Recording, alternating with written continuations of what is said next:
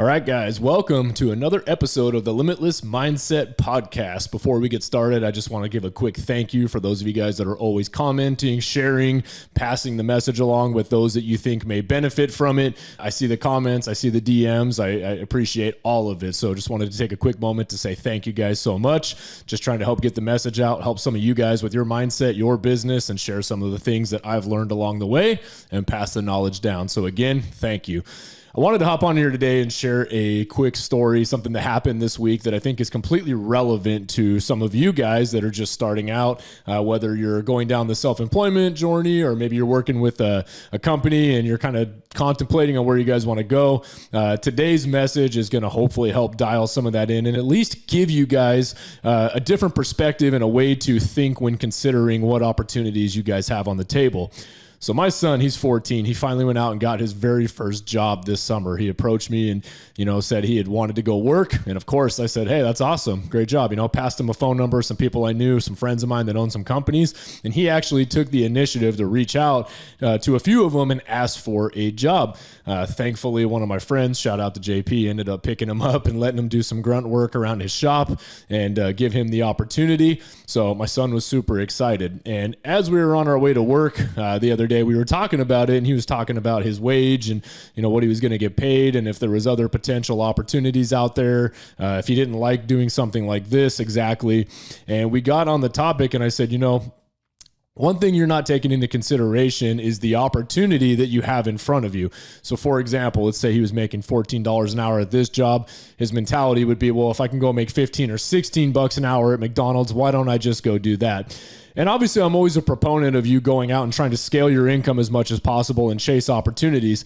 But there is a cost opportunity involved that you might be missing out on some of these businesses that you guys are potentially choosing or not choosing to go work for.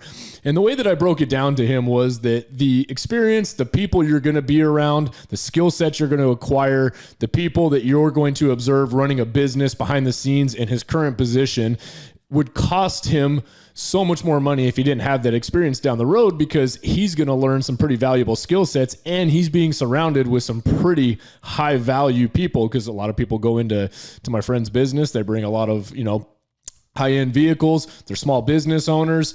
He gets to see behind the scenes of how one of my friends runs their business. He's got to see behind the scenes of how I run my business. And I advised him, you need to really stop thinking about, just the hourly wage, but also look at a lot of the experience that you're gaining right now and how that's going to be a trade-off. Obviously, he's young, as most people are. I was one of those people too. And we don't always think about the value in a job, not necessarily from how much we're going to get paid, or if you're in real estate, how much money you're going to save on splits, because we're so focused on that hourly wage or paycheck. But what we're not taking into consideration is, what kind of skill sets am I learning right now? What does my environment that I'm in, what is that giving back to me, right? I want to share something with you guys too. One of my very first jobs that I had, that I took initiative to go get, was when I was 12 years old.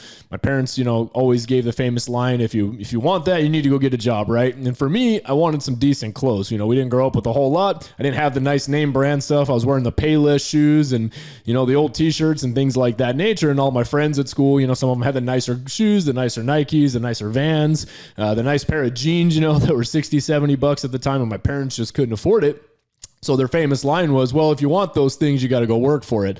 So I found a job. I wanted to work for it. The pain of not being able to have nice, clothes for school really resonated with me. And with that being said, I went and found a company that was out by my parents' house at that time. It was one of the only things out there. Shout out to Arizona Soaring out there and Maricopa.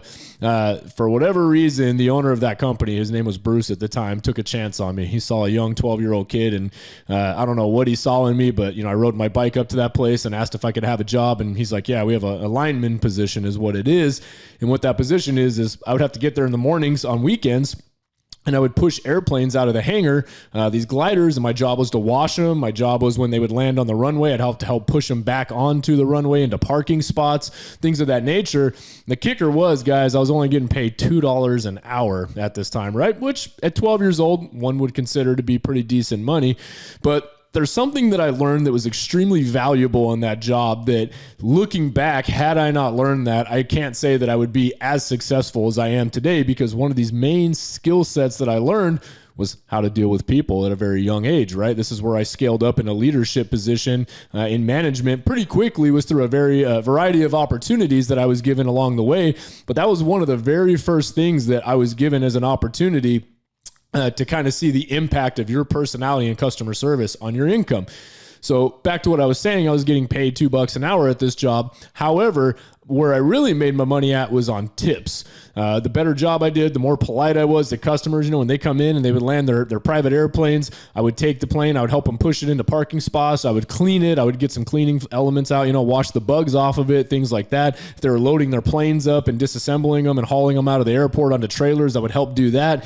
And the more helpful I was to them, the better attitude I had, the more I smiled at them. Usually that meant the more tips I got. And I picked this up very quickly. I was like, okay, I got to, always have a good attitude, be optimistic. That's really where the money's at, not this $2 an hour I'm making over here. So my pay was directly correlated with my personality, my attitude, how I was, conducting myself, how helpful I was, how friendly I was. If I was having a bad day, bad attitude, guess what? I didn't get paid. This is very similar to those of you guys that maybe worked in a waiting job, a serving job, right? You get paid a low wage, but the more friendly you are with people, the more helpful you are, the better of a job you do, the more money you make in tips. It's no different than when you work with yourself, guys. The fundamentals stay the same. The more helpful you are, the more friendly you are, the more outgoing you are, typically the more money you guys are going to make in business. I just didn't realize at the time that those skill sets I was learning were going to carry me to this point today. So I was talking to my son about it, and I said, listen, you're missing out on this opportunity. You wouldn't be around the same type of people at fast forward over at a fast food joint that you would over here at this business right here. You're getting to hang around people that make a lot of money. They're small business owners. They drive nice vehicles, nice cars. There's probably a lot of knowledge and things that you can learn and extract just by being around those people every day and being helpful around the shop, conversing with them, behind the scenes of one of my friends and the way he runs his business. Why don't you sit back and pay attention and see how he does all of those things instead of just, flipping burgers, which, by the way, guys, there's nothing wrong with that.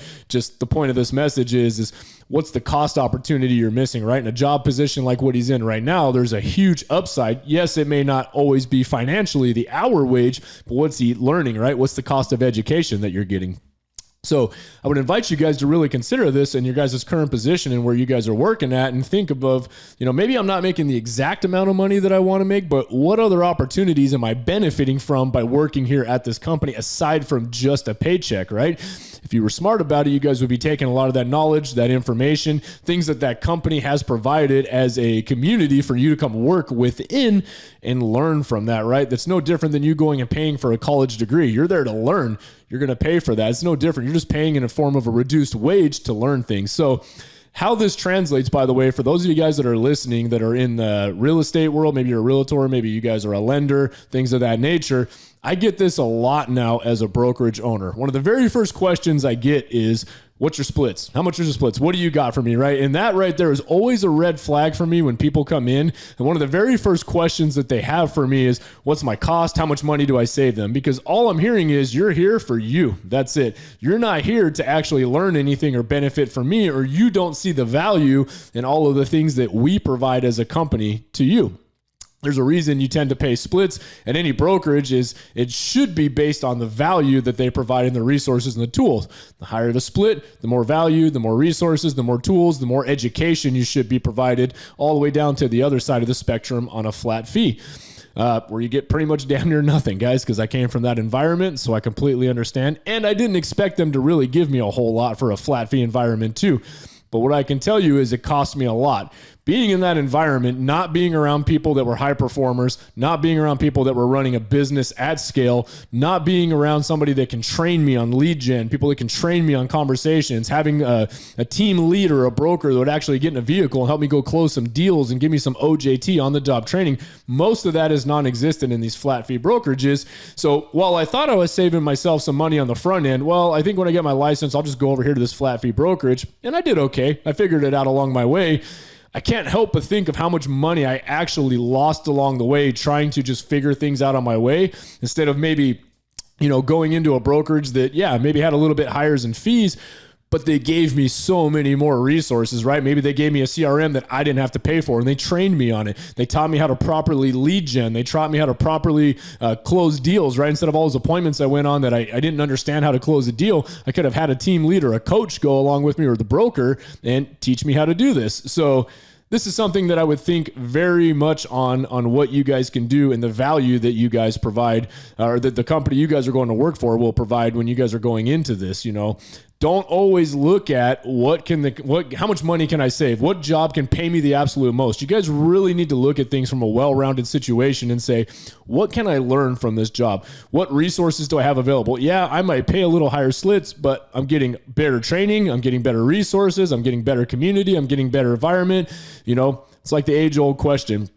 What are you making right now? And if you're somebody that's making, $80K a year on a flat fee schedule, well, what if I could, take you to make $500,000 a year after splits, but I charge you 50-50? That question tends to trip a lot of people up because they say, well, why would I pay 50-50? I'm not going to do that. Yeah, but I just took you from 80 to 500K after my 50-50 split. You're still making $420,000 more than what you were making before, right?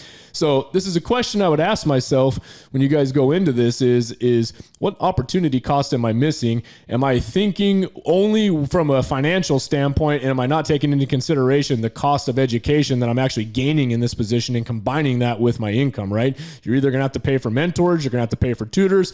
You guys all know how it goes. You go and pay for college education most of the time, where you have to spend a lot of money, right, without actually getting paid for it because you see value in it. The company you guys go work for, the brokerage you work for, whoever you guys go work for to mentor under or learn or be employed, you guys need to look at things from a well-rounded situation and not look at just what they're paying you per hour, but what are all of the other advantages of working with that company, right? If you guys are a real estate agent, what are you really getting for your splits, right? If they're charging you a split, are you getting that hands-on training? Are they paying for your CRMs? Are they paying for your guys' leads? Are they paying for your signs? Are they paying for your lock boxes? Are they paying for weekly trainings and masterminds? These are all things that we provide, so it's really easy to justify our value because we're one of the cheapest when it comes to splits for everything that we offer out there.